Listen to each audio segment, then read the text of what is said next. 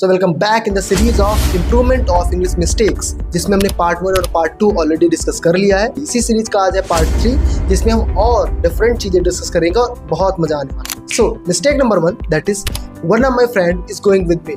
अब इस सेंटेंस को अच्छे से रीड करें तो one of my friend is going with me, ये इनकरेक्ट है, बट एक्चुअल में देखने में करेक्ट लगता है। इनकरेक्ट क्यों है? क्योंकि वन ऑफ के बाद सिंगुलर नाउन नहीं प्लूरल नाउन आता है, क्योंकि हमें चूज करना है कि वन ऑफ माई फ्रेंड्स, मेरे दोस्तों में से एक दोस्त मेरे साथ जा रहा है। For example, one of my students is intelligent, so one of my students plural noun. But by seeing plural subject confuse नहीं होना है, हेल्पिंग ऑफ सिंगुलर ही लगेगी बट वन ऑफ के बाद प्लूरल लगेगा। Mistake number 2, that is you and me are going, ये incorrect है। क्यों? क्योंकि हमें देखना होता है कि यू एंड मी किस केस पे आया, सब्जेक्ट के केस पे कि ऑब्जेक्ट के केस पे। अब जैसा कि यहाँ लिखा you and me are going, तो आर हेल्पिंग वर्ब है, आर से पहले हेल्पिंग वर्ब से पहले आया है, that is subject, subjective case में है, तो यू एंड मी नहीं, you and I are going. अब एंड लग गया तो दोनों सब्जेक्ट को प्लूरल बना देगा, तो हेल्पिंग वर्ब भी आर लगेगी, so you and I are going. और इसी सेंटेंस को अगर हम ऑब्जेक्ट केस में रखें, सो he called you and I, नहीं, he called you and me, because called is verb and you and me, this phrase is objective phrase.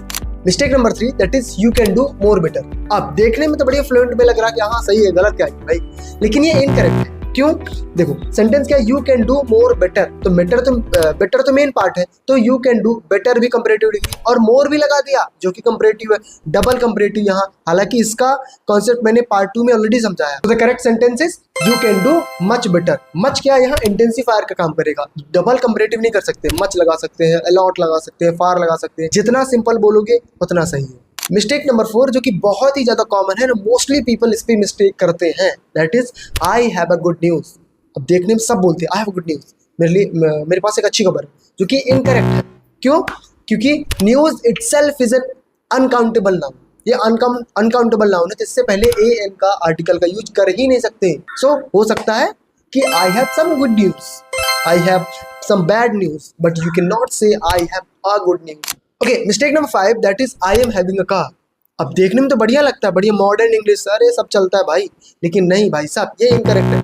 क्योंकि have एक स्टेटिव वर्ब, जब हम पोजीशन की बात करते हैं, स्टेटिव वर्ब कभी भी आईएनजी फॉर्म में नहीं आ सकती, उसे प्रेजेंट में ही रखना पड़ेगा। सो यू हैव टू से I have a car, he has a car. तो आज हमने ये इंग्लिश की मिस्टेक्स को इम्प्रूव किया, और ऐसे ही आप सीरीज में बने रहो, तो जितने भी कॉमनली स्पोकन इंग्लिश में आने वाली मिस्टेक्स हैं उनको भी हम कवर करेंगे इन दीज 10 days।